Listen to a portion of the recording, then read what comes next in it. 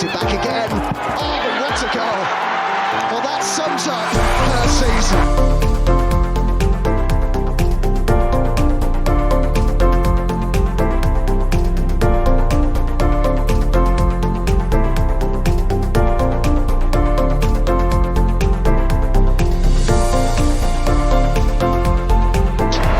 The Gunners are WSL champions. Hello everyone and welcome back to Vic Akers Wonderland. I am your host tonight, Matt, and as always joined by the lovely Lottie. How are you? I'm alright, happy for the long week to end. It's finally the weekend. Arsenal don't have the opportunity to ruin my weekend till at least Sunday, so I've actually got a day to enjoy myself. A little bit fired up for Sunday at the moment. I've just watched the BBC News. Tottenham all over it, saying, oh, we're going to beat Arsenal, they've lost to Chelsea. Thanks to the officials, by the way. They blew a 2-0 lead in Munich. And you know what? They beat us once. It was 1-0. It was shoddy, and it was at Shite Hart Lane. I will call it that. Excuse me. I don't really care. I'm not saying excuse my language. But yeah, no, I'm fired up. I'm fired up for the weekend now. They beat us once, and it's just the once. There's nothing that they can do to change that. I think the odds will be in our favour. You look at the fixtures that they've had, and you look at our fixtures, two different lots of calibre. They're all great footballers, but the calibre is on two different levels for me. But yeah, other than that, I'm really good. So you're all revved up, and we're not even meant to be talking about this game, but we'll talk about it further down the line. Let's just quickly go into this because there is some good news. And that is Leah Williamson should be back on the pitch in December. Not sure when, but there is some good games coming up where she can potentially be playing in. I'm not too sure if the Liverpool game might come around too soon, but it does leave the door open a little bit for the game against Everton or a Champions League return. I think she's going to be filtered in over December and she'll be fully up and running by January. She'll get some minutes, I think, at Liverpool, but not very many. And the other news is that Kim Little isn't available until after the international break. That one surprised me a little bit because sometimes it hasn't really... I haven't really noticed that Kim Little's not been there. I haven't been actively looking or anything like that. All of a sudden, just Kim Little just wasn't there. So for me, that was a bit of an odd concern, but I think you can say that she is certainly missed at the moment. Yeah, no, she really missed. We saw it in the Munich game. You took out one player and it just kind of fell apart. It's moments like this I regret letting go Leah Volti, but again, it's really frustrating because as much as I like the likes of Vic Palova, Mariona, who else is in the middle of the park? I've completely forgotten someone. Kyra. And Kyra. Yeah, my KCC and my wonderful 89 shirt. Shirt's older than her. How do I put it? The amount of footballing experience Kim brings to the table outweighs all three of them. And I know Mariona's been around a bit longer, but the years that she's been put football compared to Kim is a little bit less. Not much, but a little bit less. But I feel like Vic and Kyra still need that guidance in the middle of the field. If they didn't have Kim, they had Leah Volti last season. And now they're kind of on their own, so to speak. Well, it is a miss, and it was at the start of the game in Munich. It hasn't been a happy hunting ground for Arsenal of years gone by, men or women. The last time Arsenal went over to Munich in the academy and the women's home ground, they ended up losing 5-2, and that was basically the end of the previous manager, Jonas Eidevall, which you don't really want to talk about. That's such a classic score for the Arsenal. Doesn't matter where you're coming from. But yeah, that seemed to be the end of that. Although that did be the kick up the butt that the team needed, I felt, is in terms of what they needed to achieve that season and what they ended up achieving that season. The couple of years before that, I went out to Munich and narrowly lost that game 1-0, and I came away not disappointed, just not really disappointed. I was happy with how it went because it was just the fact that Arsenal couldn't score that time. Saki Kumangai actually slide tackling on the edge of the box, near the goal line, just to take away. I can't remember who had the shot in the end, but it was just one of those games where I really thought Arsenal just needed to get something, and they didn't get anything, and left it all to do at the Emirates, which they did, which you went to, which was the game that you went to, and it's one of the goals that you absolutely adore to bits in Frina, Linhasen, Marnham. But it's a lovely team goal as well from team pressing. So there are good moments and bad moments, and it was good moments for the first half, shall we say. 5 minutes into the game, you're going to say something, Lottie, weren't you? Before I was going to chime in there before you kicked into the game. I can't believe I'm saying this, but I'm actually agreeing with Leanne Sanderson. We're such massive European giants between us and Munich. The whole sort of who's going to win this game, it goes to and fro. Last time out, before this game on Wednesday, we beat them. We beat them 3-2 comfortably at Meadow Park. Well, I would say comfortably. I'm not going to say that because that was one of the most stressful games before Christmas ever. But it was the old format, and I'm a conspiracy theorist, and Munich have always played it so that they know how many points, who they're going to face next in the next groups, especially when it comes down to the last game. And they can't do that anymore, so they have to play properly. I mean, they were thumped by Barcelona already, so they've dropped points there. They were almost lost 2-0. Well, almost lost 2-0 to us, but we blew it. So, in terms of point standing, it doesn't look good for us. We'll come onto the table further down just after the game finished.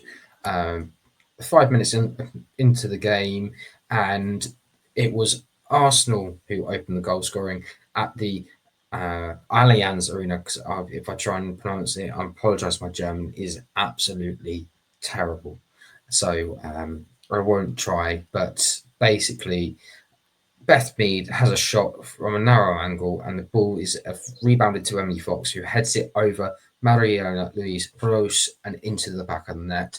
Emily Fox and scoring goals is not something that you commonly see, but in the last 2 seasons, it's happened. Gimme. I should say, in the words of Britney Spears, give me more. No, this is probably one of my favourite goals of the season so far. There's something about Gross making mistakes around Arsenal. It's just with her level of experience, you expect her to catch that ball, not thump it down like it's a basketball. And then I'm just glad she thumped it down hard enough for it to rebound off the floor and get to Emily Fox's head. But it's just the rebound is just insane. And for Emily to be there at the right time, it's just an absolute class goal. This is something that you want to see. You want to see your attacking players, or in this case, the defenders, running into the box and making sure to pick up on any loose balls, and that's what she does. Yes, goalkeeper's opinion, she should really catch that. I think she tried to punch it, and she punched it awkwardly, and it's just took a bounce, and Emily Fox is just thank you. I'll try and win that, and she has won that because I can't remember I don't know. I have the defender's name on the top of my head right now, but I think she wasn't expecting to be challenged for it, and that's the what's just happened sort of thing. 5 minutes into a game and you get hit like that is not insane, shall we say? It's more of a I can't believe that's just happened. Let's make sure that doesn't happen again. But it does happen again. Arsenal took advantage of Steen Bolsinger's loose pass, should I say, to double the lead in the 23rd minute. Mariona Caldentey again firing from the edge of the area, or edge of the box, if you like, after a great hold-up play from Stina Blackstenius.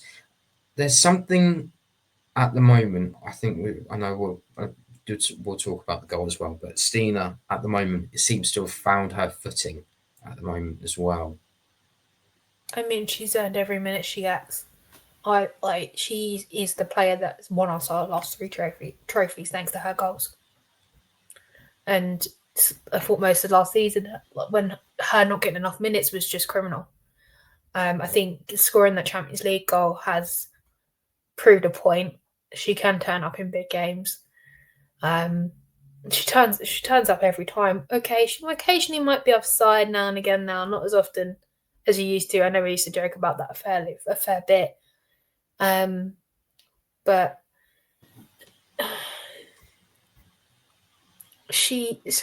how do I put it? She has found her footing, and it's just great to see a top player starting on a regular basis.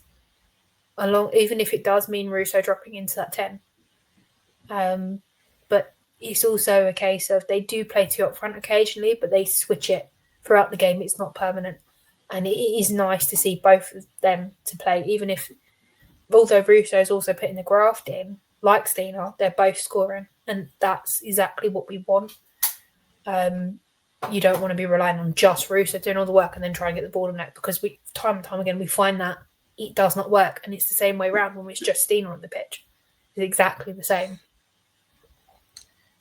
Well, there's one solution for what to do without Kim Little at that moment. So, although the Gunners carried on throughout the first half and there was a couple of opportunities, but they hit the woodwork through Stina Baxinius, and it was one of the many chances that they could have had to extend the lead, and unfortunately it didn't. Just going into that first half 2-0 up, what are you thinking? I was happy. There was no Magdalena Eriksson. There was no Pernille Harder anywhere near that pitch. I was like, yeah, we're good. It's going to be a good game. We're 2-0 up, comfortable. I'm kind of regretting some of the chances that we had because they should have gone in the net. But yeah, I was comfortable. I was confident. I was like, Renee, don't touch this team. We're good. Everything's balanced. It didn't last long, did it? 67 minutes on the clock. Bayern respond brilliantly. 18-year-old. This is an 18-year-old, so to express this enough, 18 years old. Alara Sehitler, I'm not going to try and pronounce it the other way because XYZ, pick your reasons. She collects a Clara Bühl cross to slide the ball past Daphne von Domschler. It's just one of those where I'm just looking at it and going, same, it's different opposition, same thing every single week. Yeah, no, it is. I mean, the amount of times we've done that this season. I mean, we did it to City with Emily Fox and Mariona. We did the exactly same thing, and we should be shutting them down fairly quickly. If you're not going to shut them down quick enough, you can let goals in. It's like a momentarily lapse of judgment, if that makes sense.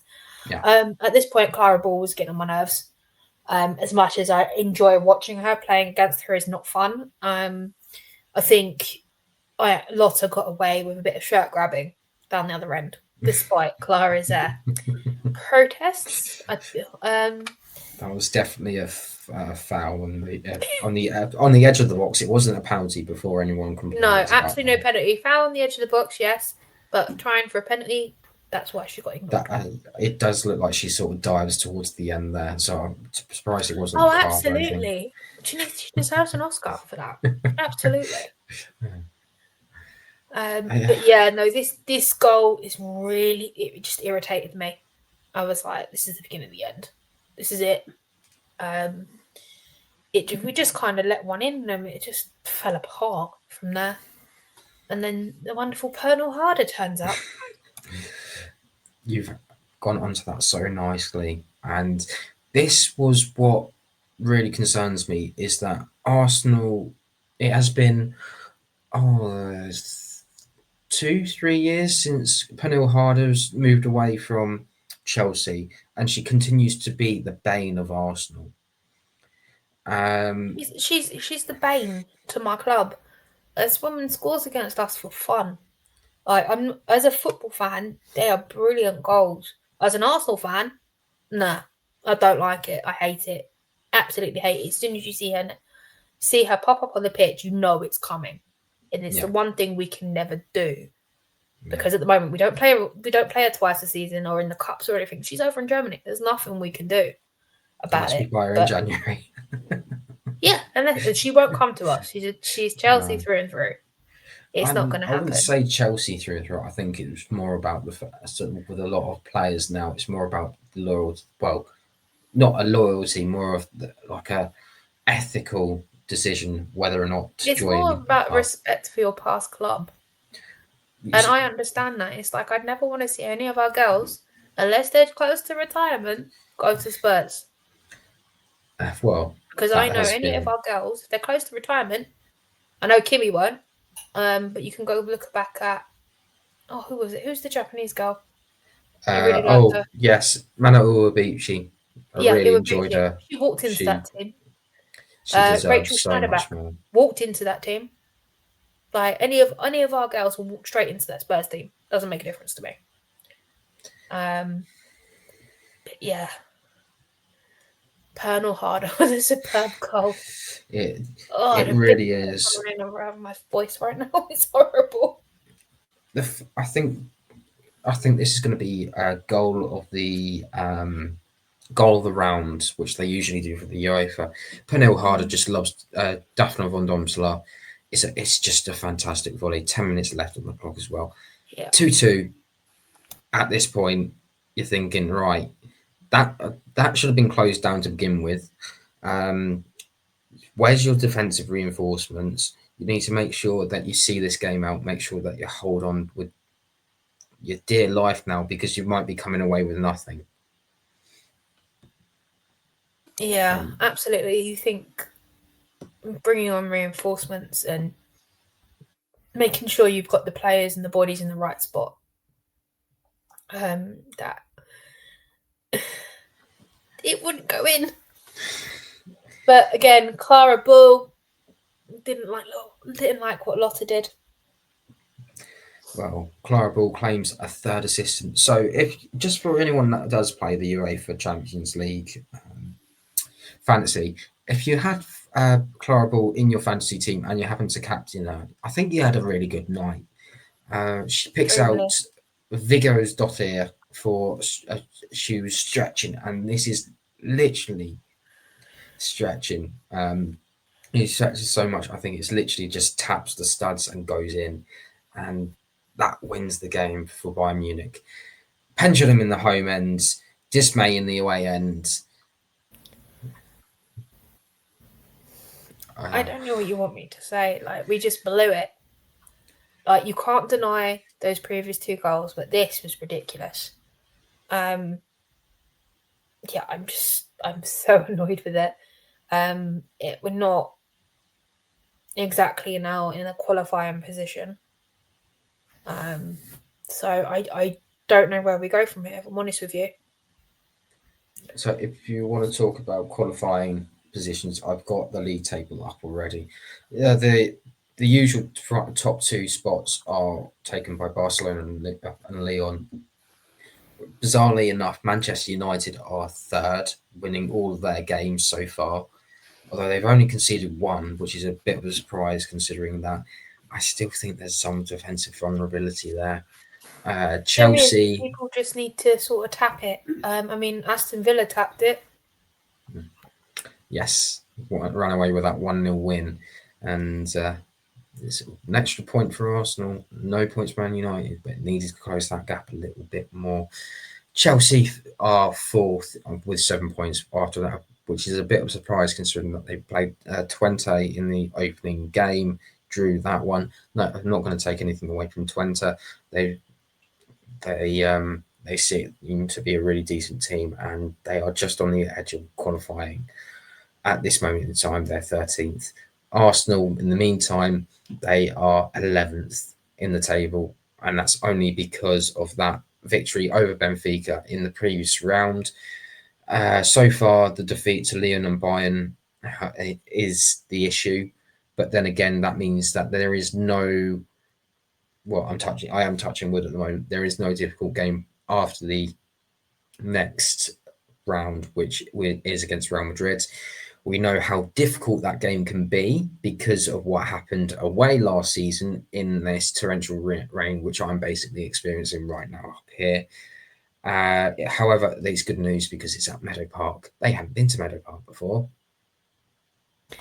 No, they haven't. They've also don't have Olga Carmona either this season. Caroline Weir looks really good at the moment from what I'm seeing on her stats. But yeah, I'm quite excited. Linda Caicedo at Meadow Park. I'm buzzing. Like, she's one of my favourite players since the World Cup. And if you've been watching long enough, you'll already know this, and I'm saying it again. But yeah, no, the rest of the Real Madrid team, it's going to be interesting to see how they line up. And how they approach the game with us, to be honest with you. I think it's a win or die situation. Yeah. Personally. I mean, they gave it their all the last time out at the Emirates.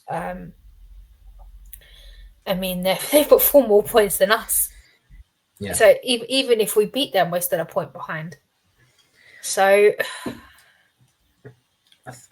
this is the beauty of the new league phase, though, is that anything could happen. I mean, you look at the men's last season. PSG were on the verge of not even qualifying for the next round, and then eventually they spent all in January and won the thing. I don't mean to be funny. Half those players weren't even there in January. Well, there is probably going to be some recruits in January for Arsenal by the look of it as transfer agreement comes, but it looks like it's only going to be 1 in, 1 out. I hope not, because there is a certain issue with centre back at the moment, because although we've got Leo Williamson coming back, Lea Cadena, Lotta Wibbemoy and Steph Catley, that's 4 centre backs, although Steph Catley can also play left back, so that helps out a little bit. But ideally, you need to have 5 centre backs just to cover for injuries, which we do have at the moment. Indeed.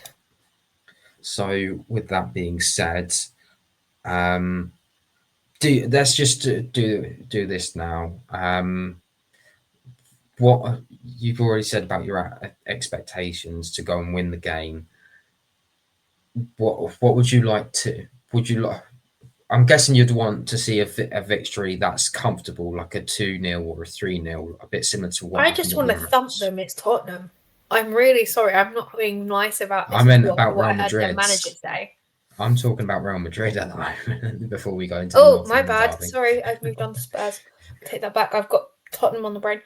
Do you know what? I just want to have a comfortable win. I want the points. In terms, where does that? If we get the 6 points, are we still out? No, we would still be. That would all depend on other results. Yeah. At the moment, we are 11th, so we're still there, but we're basically clinging on. Okay, so realistically, if I remember rightly, it's the top 4 teams that qualify. That'd be Barcelona, Lyon, Man United, Chelsea, as it stands. Yes, but I can guarantee the following that 8. Is that right? That have got playoffs. Up down to 12. So yeah. Yeah. So we're just about holding on. I think. Just looking at this, I think we'll be fine because 12th has only got 2 points, and that's Vålerenga. I think they've worked it out is that roughly 10 points is enough to see you qualified.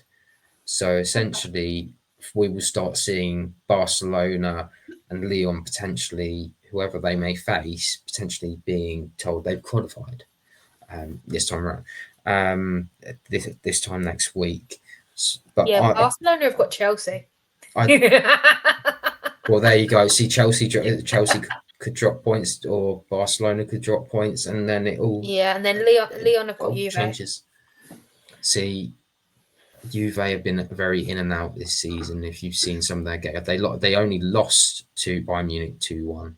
So it's going to be one of those where you never know what's going to happen. But that's the beauty of this Champions League. You're not playing everyone twice. You get to play different teams. The last game is against Leuven, OH Leuven in Belgium, which has not been a happy hunting ground for the Lionesses because they keep on losing there by the odd goal. Although it would have been nice for Michelle Agerman to go back on there, but she's at Brighton, and also she's got an ACL. So these are the situations that we face. But in the meantime, I think Arsenal do qualify. Slight correction, I do apologise. Vålerenga do have 3 points. I do apologise. I was reading the wrong column. I was looking at goals for. Do apologise. So we've only got 3 points at this point. Yeah, it's not great. I do think we'll qualify, but my only gripe with it at the moment is that we could have a very congested January because the club, it's not the Club World Cup, it's the Club World something. I can't remember. It's not the Club World Cup, it's the Club World Trophy or something. Bars or something like that. It's close enough. I mean, like, we've got the... I'm not looking forward to January. We're away at Chelsea. We've got that tournament. We've got Cup starting up. And it's going to be so congested. And I just hope we've got the depth to do what we need to. But maybe the coming months are where the turning point is in the season. I know we talked about. I think the January transfer window will be one that Arsenal fans will probably be looking at in vain. Well, not in vain, but they'll be probably refreshing the pages every 5 seconds, hoping for a scrap of news. Most of them my Twitter notifications on specific journos, and that's it. Don't want to hear any more from anyone else. That's all you need to do. Yes, and trusted journos, not these randos who claim to be in the know. Although some of them do you have to laugh and point at some of them trying to make those silly rumours up. Like there was one a couple of years ago, wasn't there, about a certain player that you made me talk about, and that was the swap deal for Kim Little and Katie Zellum, which because we know how much you love Katie Zellum. Oh yes, do you not remember the conversation before that podcast? I was going radio rental, and for anybody who's not aware of Cockney Rhyming slang, that means mental about it. I was going mad about. Do you not remember? And I said you're going to talk about it because I'm going to end up swearing. I had to talk about it because I had to explain the whole situation, and I went on a rant about people making these false rumours up. Anyone can make up a false rumour and just leave it at that. I mean. Random one at the top of my head, let's say Leia Codina to West Ham in January. It's not going to happen. It's just someone's going to randomly put something stupid like that. I'm touching wood right now, by the way. So, we know of one person that's probably almost definitely off, and that's Jenna Niswonger. Yeah. Unfortunately. That is the current rumour, but let's stray away from the transfer rumours because that's one thing you don't like. It's one thing that I don't like them at all. That's why I leave all the transfer stuff to you. I get invested in it because it gives me the opportunity to research them a little bit more. I mean, stresses me out. I don't know what, even playing the new Football Manager, even just on the women, I'm just loving it because I can just sit there and just be like, oh, who's this? And it does really help you expand your knowledge a little bit. I mean, I am playing as Arsenal. I am a bit unbeaten at the moment with who I've got. I've brought in Egarola as my Wolsey replacement. So, that was quite a nice little piece of business. Rene, get your hot tips right here. Whether or not she would do it is a different method, and it's just about how you balance the squads. But I love the new. We're quite balanced at the moment, but with the injury to Katie Reid and Michelle Agerman, I know Michelle's not with us this season, but I think that's kind of unbalanced us a little bit. Yeah, for definite. That's what I was going to say. Yesterday, Katie Reid had her surgery as well for her ACL. I only know this because Rene mentioned it on Disney Plus in the build up to the game. Before anybody asks, what's my source? Rene Sturgis. hope it just means that we've got she's one step towards that recovery. I mean, she's got some really good role models in the squad that have had ACLs.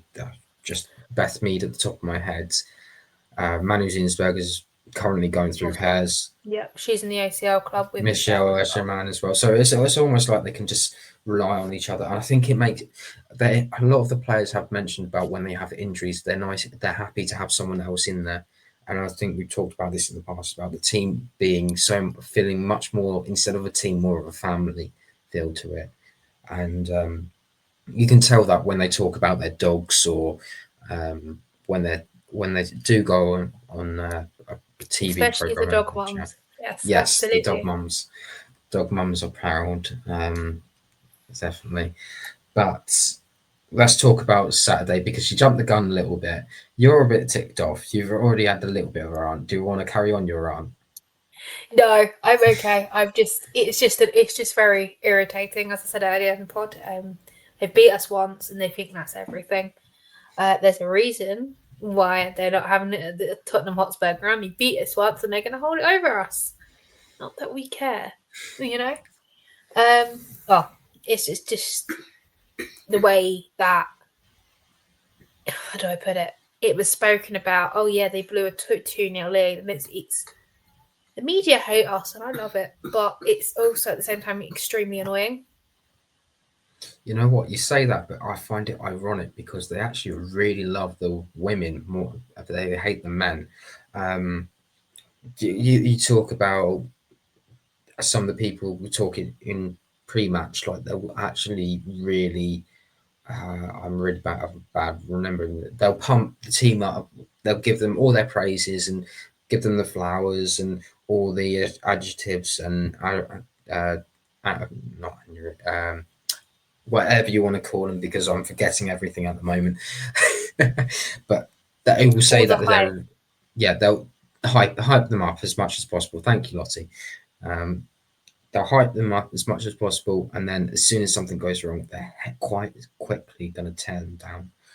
But with that in mind, North London derby, anything can happen. The last time it was at Brisbane Road, it was a terrible pitch. It was so bad, it looked like it was in the middle of the Sahara Desert more than it was on a football pitch in London, let alone North London. No, and I still don't blame. Was it Subs that was in goal that day? Yes, yeah. Even still don't blame her for letting that one in. Even really I turned around and said I wouldn't have dived in that one. I wouldn't either. I just would have stood there as well. It wasn't even like a Sunday League. One thing I can guarantee, though, in life is 3 things: death, taxes, and Beth England scoring against Arsenal in North London derby. That is happening this weekend, whether we like it or not. She doesn't. That is just a fact. We're not coming away with a clean sheet from this. I think with Beth England, her scoring out against Arsenal runs deeper than just Spurs. She used to do it when she was at Chelsea, when she had the minutes.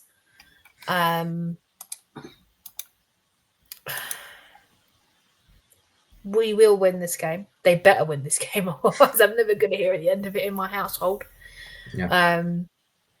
I think the way that we've played and the teams that we've played, people are looking at us and like, they're not going to beat Spurs.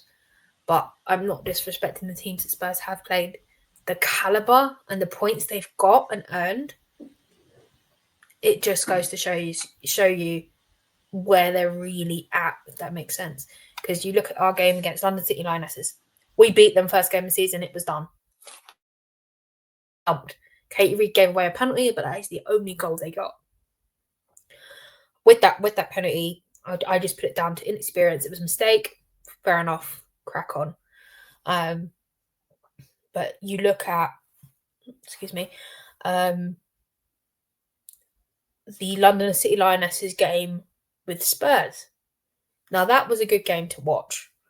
But London City Lionesses and the calibre of players they have fancied their chances and they came out on top.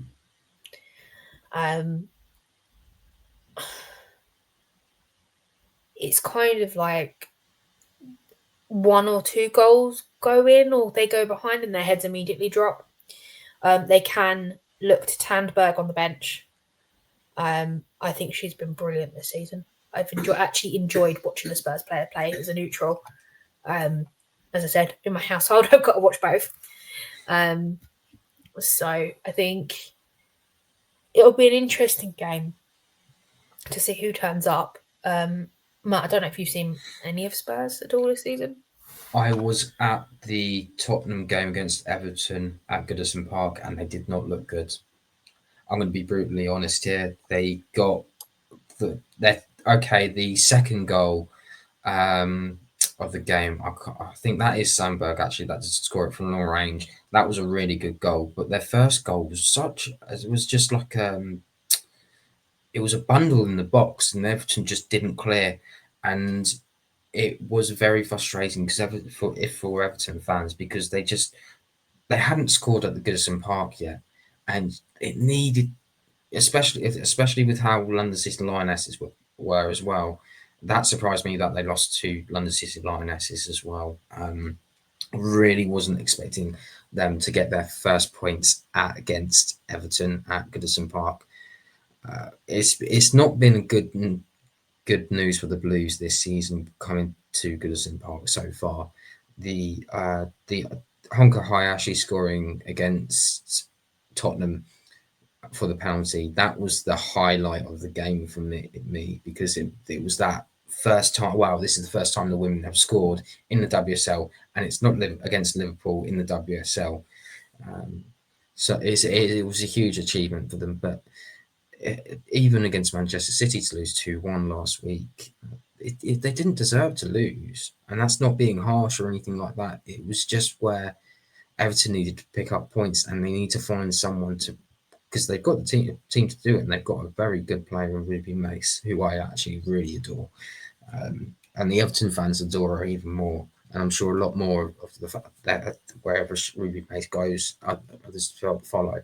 But in terms of Tottenham, just to quote Shania Twain, that don't impress me much, because there's nothing really there for me to really see and go, yeah, no, it's just they're there, if you know what I mean. They don't seem to be really challenging.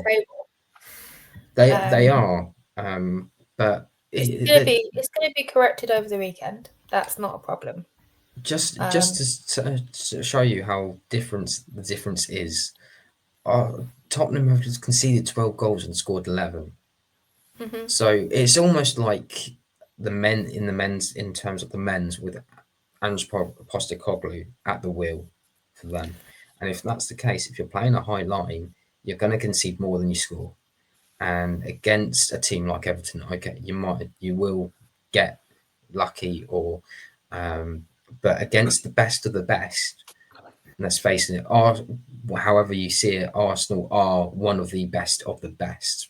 You can't be one of the best of the best if you haven't won a European trophy twice, Chelsea, if you're listening.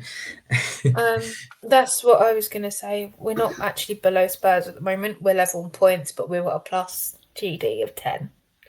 I actually hadn't looked at that since we last played the WSL. I'm actually embarrassed right now. Fourth best in the league on goals conceded with 8. Yeah, I know. The thing is, but you can look at London City Lionesses. They won 4 and lost 4. Yeah. They've got 12 points. They've got a -7 goal difference. Yeah. But the caliber of experience in that team, that's where they should be. Well, there is a very good team, and whether you like it or not, they have brought in a lot of faces. I still expect them to. I didn't expect them to gel like this quickly. I'm going to be honest. I thought it was going to be a QPR situation where it would take them until January to finally click, and I think the game against Everton's changed that momentum, and they've just got it and run. The good news is that essentially, I think the game for me that changed everything was Spurs. That game was a good game. Freya Godfrey, our little starlet, our ex-starlet, I should say. She's still got Arsenal running through her veins. I mean, what a performance. She is certainly one player that it's one thing that you do have to say as well is Taylor Goldie is there as well. And it was a worry when you see them going and they weren't playing any minutes or barely any minutes. And it's just, why aren't you getting these minutes? You're such a good talented player. If you go to this team or that team, you're probably getting 100% more minutes, but it is what it is. But we are closing on in the end. I'm not going to ask for a prediction. You've already said that Arsenal are going to beat Tottenham. I think Arsenal are going to beat Tottenham. I'm overly confident because I'm fired up at this point. I always get fired up about this time before the game. It's going to be worse for me when I go watch the men play Tottenham at the end of the month. I'm not going to sleep. So Saturday night, let's go. 36-hour night. 36 hours. I'll be off over the weekend. It's been a long week to do maths, but that is all from us. But before we go, where can the lovely people find you? They can find the pod at VAW Pod on Twitter, Instagram, and Blue Sky. You can find me at Lottie_AWFC on Twitter, Instagram, and Blue Sky. And you can find me at SmackSLR28 on Twitter. I am on Blue Sky, but I don't really use it much. That's my bad because I'm just, as what I said, I think everyone's just too used to Twitter to hop onto Blue Sky. But that is all from us tonight. There's only one thing left to say, and that is, come on, you Gunners.